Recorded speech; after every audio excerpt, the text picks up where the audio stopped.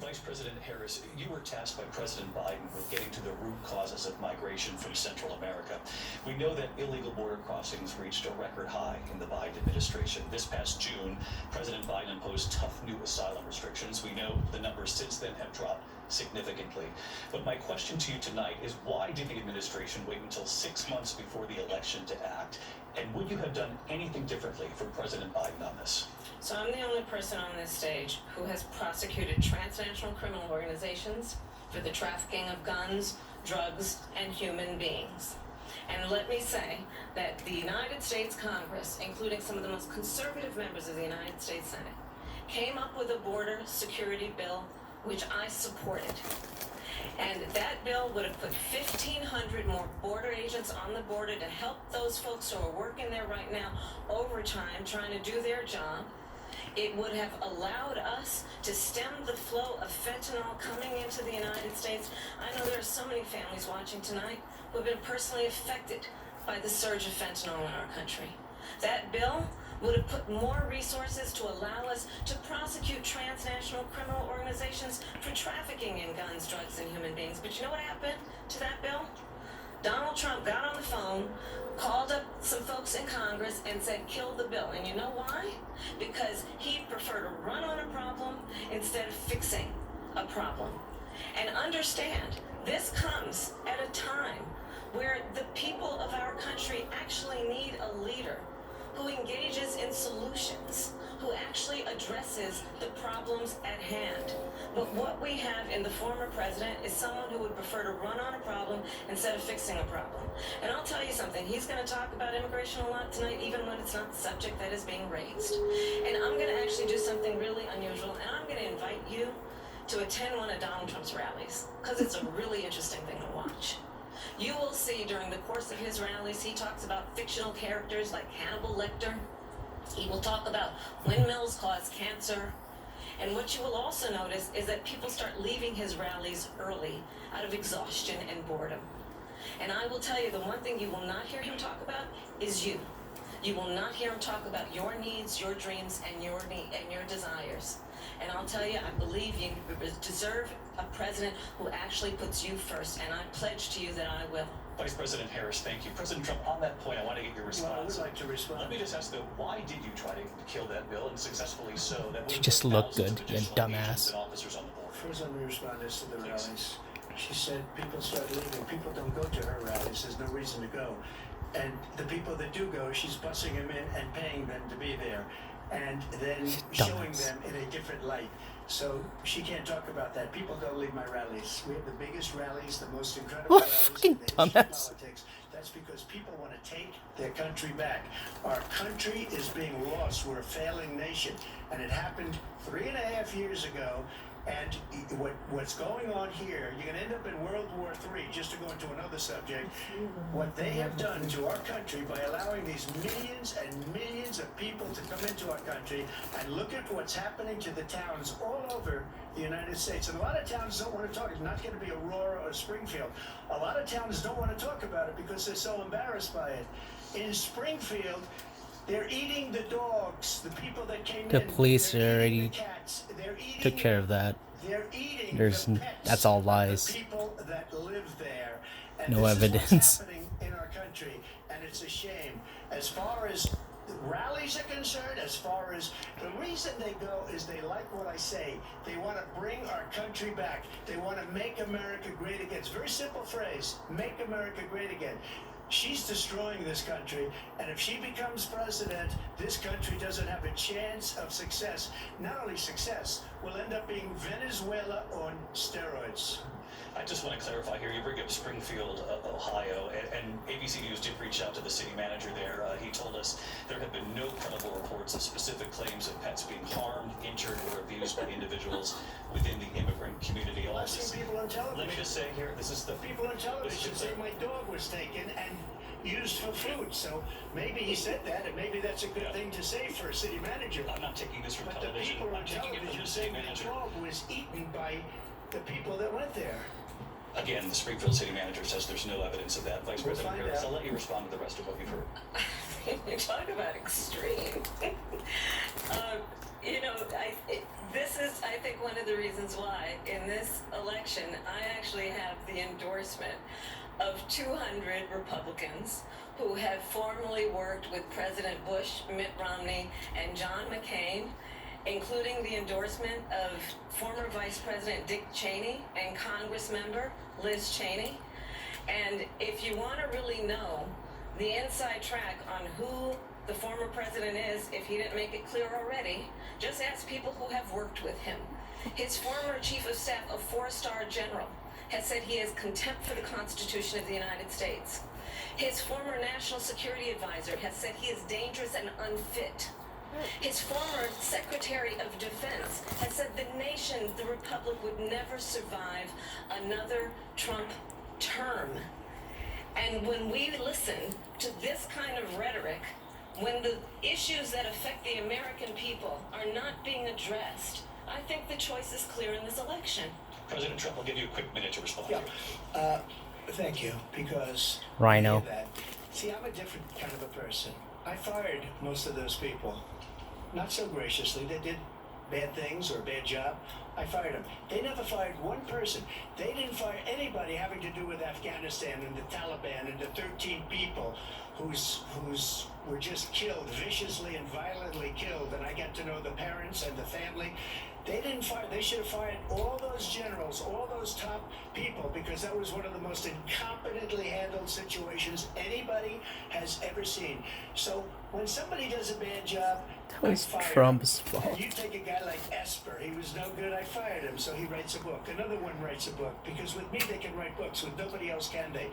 But they have done such a poor job, and they never fire anybody. Look at the economy. Look at the inflation. They didn't fire any of their economists. They have the same people. That's a good way not to have books written about you. But just to finish, I got more votes than any Republican in history by far.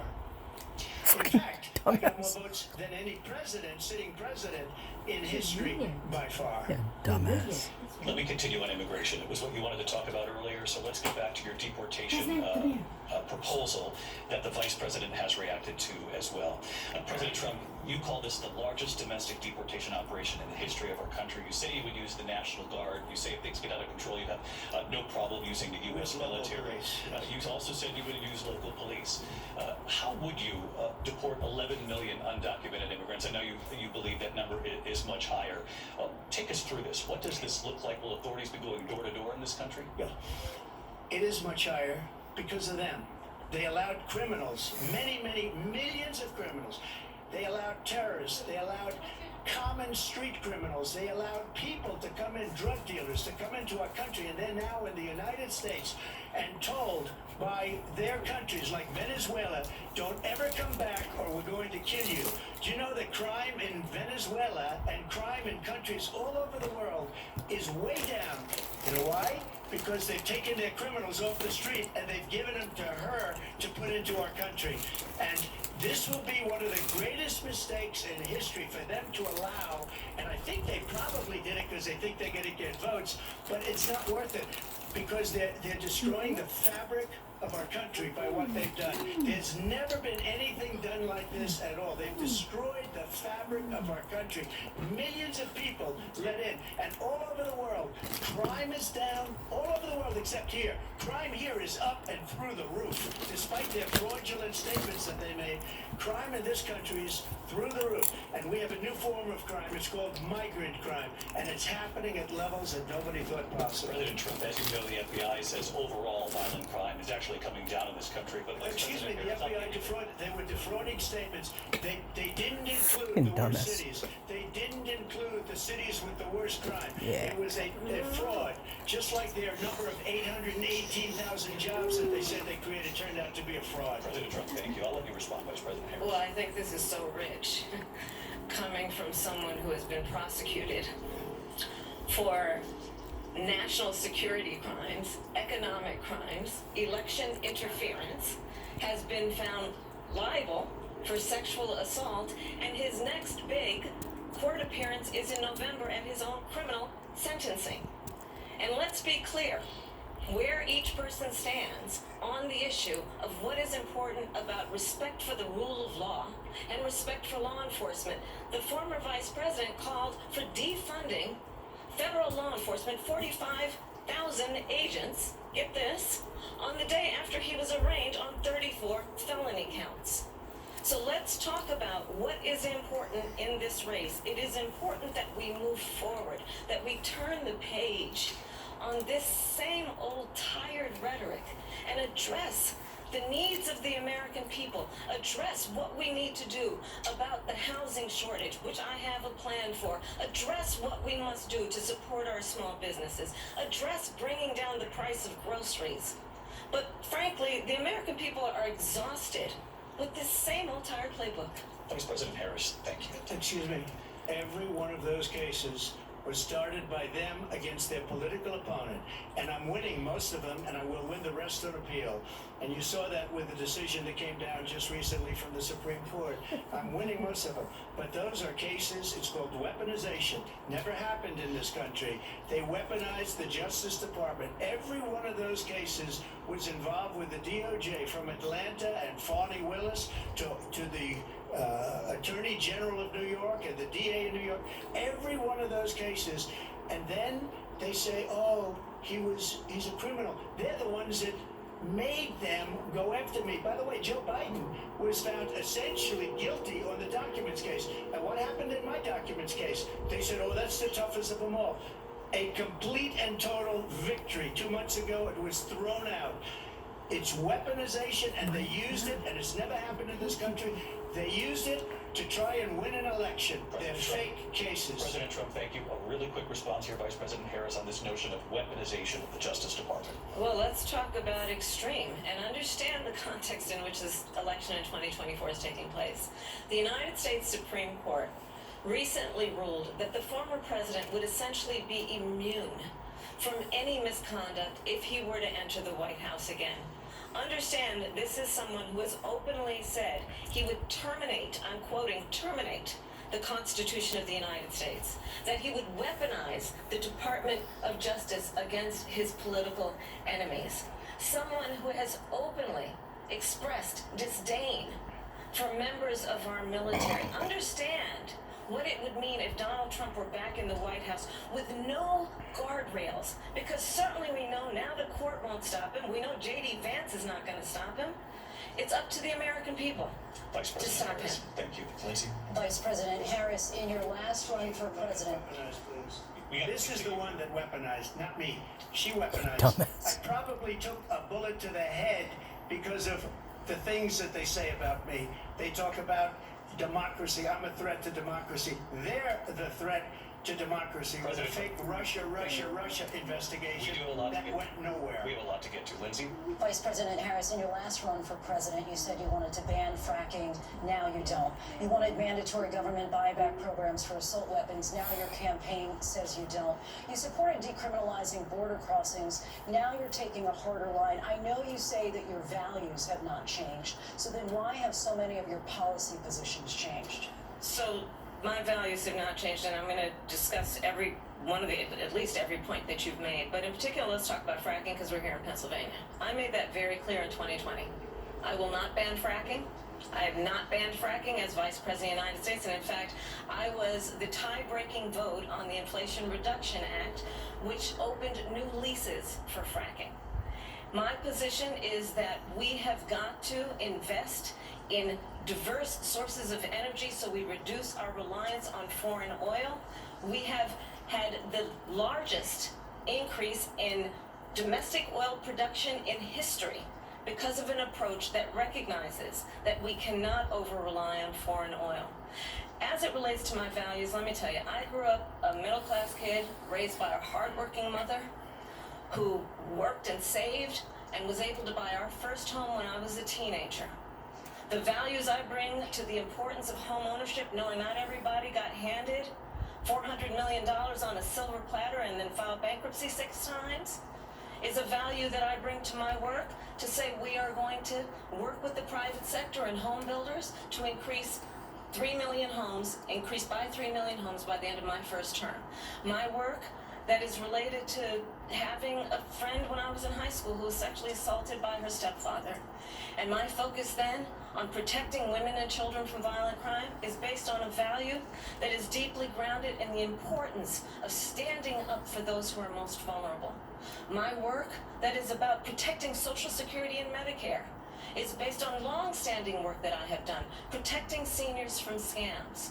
My values have not changed. And what is important is that there is a president who actually brings values and a perspective that is about lifting people up and not beating people down and name calling. The true measure of the leader is the leader who actually understands that strength is not in beating people down, it's in lifting people up. I intend to be that president. President Trump, your Well, first of response? all, I wasn't given $400 million. I wish I was. My father was a Brooklyn builder, Brooklyn, Queens, and a great father, and I learned a lot from him, but I was given a fraction of that, a tiny fraction, and I built it into many, many billions of dollars, many, many billions. And when people see it, they are even surprised. So we don't have to talk about that. Fracking, she's been against it for 12 years. Defund the police, she's been against that forever. She gave all that stuff up very wrongly, very horribly, and everybody's laughing at it, okay? They're all laughing at it. She gave up at least 12 and probably 14 or 15 different policies. Like, she was big on defund the police. In Minnesota, she went out, wait a minute, I'm talking now, if you don't mind, please. Does that sound familiar? She went out in Minnesota and wanted to let criminals that killed people, that burned down Minneapolis, she went out and raised money to get them out of jail. She did things that nobody would ever think of. Now she wants to do transgender operations on illegal aliens that are in prison. This is a radical fuck are you talking about? liberal that would do this. She wants to confiscate your guns, and she will never allow fracking in Pennsylvania. If she won the election, fracking in Pennsylvania will end on day one. Just to finish one thing, so important in my opinion. So I got the oil business going like nobody has ever done before. When they took over, they got rid of it, started getting rid of it, and the prices were going up the roof. They immediately let these guys go to where they were. I would have been 5 times, 4 times, 5 times higher, because you're talking about 3.5 years ago. They got it up to where I was because they had no choice, because the prices of energy were quadrupling and doubling. You saw what happened to gasoline. So they said, let's go back to Trump. But if she won the election, the day after that election, they'll go back to destroying our country, and oil will be dead, fossil fuel will be dead, we'll go back to windmills, and we'll go back to solar, where they need a whole desert to get some energy to come out. You ever see a solar plant? By the way, I'm a big fan of solar, but they take 400, 500 acres of desert soil. President Trump, we have a These lot are of not good issues things that we for the have to get environment to. that We're she out of time. understands. Thank you. Lindsay, thank you. We have an election in just 56 days. And I want to talk about the peaceful transfer of power, which, of course, we all know is a cornerstone of our democracy, and the role of a president in a moment of crisis. Mr. President, on January 6th, you told your supporters to march to the Capitol. You said you would be right there with them. There we the go. country and the world saw what played out at the Capitol that day, the officers coming under attack. Aides in the West Wing say you watched it unfold on television off the Oval Office. You did send out tweets, but it was more than 2 hours before you sent out that video message telling your supporters to go home. Is there anything you regret about what you did on that day? You just said a thing that isn't covered.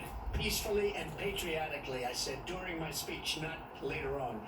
Peacefully and patriotically. And nobody on the other side was killed. Ashley Babbitt was shot by an out-of-control police officer that should have never, ever shot her. It's a disgrace. But we didn't do this group of people that have been treated so badly. I ask, what about all the people that are pouring into our country and killing people that she allowed to pour in? She was the border czar, remember that. She was the border czar. She doesn't want to be called the border czar because she's embarrassed by the border. In fact, she said at the beginning, oh, I'm surprised you're not talking about the border yet. That's because she knows what a bad job they've done. What about those people? When are they going to be prosecuted? When are these people from countries all over the world, not just South America, they're coming in from all over the world, David. All over the world. And crime rates are down all over the world because of it. But let me just one of those, David, one of those people are going to be prosecuted. One of the people that burned down Minneapolis is going to be prosecuted. Or in Seattle, they went into Seattle, they took over a big percentage of the city of Seattle. One of those people are going to be prosecuted. But let me just ask You might ask her that question. You were the president. You were watching it unfold on television. It's a very simple question as we move forward toward another election. Is there anything you regret about what you did on that day? Yes, sir. I had nothing to do with that other than they asked me. You're a fucking dumbass. I showed up for a speech. I said, I think it's going to be big. I went to Nancy Pelosi and the mayor of Washington, D.C., and the mayor put it back in writing, as you know. I said, you know, this is going to be a very big rally or whatever you want to call it. And again, it wasn't done by me, it was done by others. I said, I'd like to give you 10,000 National Guard or soldiers. They rejected me. Nancy Pelosi rejected me. It was just 2 weeks ago, her daughter has a tape of her saying she is fully responsible for what happened. They want to get rid of that tape. It would have never happened if Nancy Pelosi and the mayor of Washington did their jobs. I wasn't responsible for security. Nancy Pelosi was responsible. She didn't do her job. The question was about you as president, not about former Speaker Pelosi, but I do want Vice President Harris to respond here. I was at the Capitol on January 6th. I was the vice president-elect. I was also an acting senator. I was there. And on that day, the President of the United States incited a violent mob to attack our nation's capital, to desecrate our nation's capital. On that day, 140 law enforcement officers were injured, and some died. And understand, the former president has been indicted and impeached for exactly that reason. But this is not an isolated situation. Let's remember Charlottesville, where there was a mob of people carrying tiki torches, spewing anti-Semitic hate. And what did the president then at the time say? There were fine people on each side. Let's remember that when it came to the Proud Boys, a militia, the president said, the former president said, stand back and stand by. So for everyone watching who remembers what January 6th was, I say, we don't have to go back. Let's not go back. We're not going back. It's time to turn the page. And if that was a bridge too far for you, well, there is a place in our campaign for you to stand for country, to stand for our democracy, to stand for rule of law, and to end the chaos, and to end the approach that is about attacking the foundations of our democracy because you don't like the outcome. And be clear on that point. Donald Trump, the candidate, has said in this election there will be a bloodbath if this and the outcome of this election is not to his liking. Let's turn the page on this. Let's not go back. Let's chart a course for the future and not go backwards to the past. Let me just follow up here. It was a different term, and it was a term that related to energy because they have destroyed our energy business. That was where bloodbath was. Also, on Charlottesville, that story has been, as you would say, debunked. Laura Ingraham, Sean Hannity, Jesse, all of these people, they covered it. If they go an extra sentence, they will see it was perfect. It was debunked in almost every newspaper, but they still bring it up, just like they bring 2025 up. They bring all of this stuff up. I ask you this, you talk about the Capitol. Why are we allowing these millions of people to come through on the southern border? How come she's not doing anything? And I'll tell you what I would do, and I would be very proud to do it. I would say we would both leave this debate right now. I'd like to see her go down to Washington, D.C. during this debate because we're wasting a lot of time. Go down to, because she's been so bad, it's so ridiculous. Go down to Washington, D.C. and let her sign a bill to close up the border because they have the right to do it. They don't need bills. They have the right to do it. The President of the United States, you'll get him out of bed, you'll wake him up at 4 o'clock in the afternoon, you'll say, come on down to the office, let's sign a bill. If he signs a bill that the border is closed, all he has to do is say it to the Border Patrol, who are phenomenal. If they do that, the border is closed. Those people are killing many people, unlike J6. We talked immigration here tonight. I do want to focus on this next issue to both of you because it really brings us this into focus.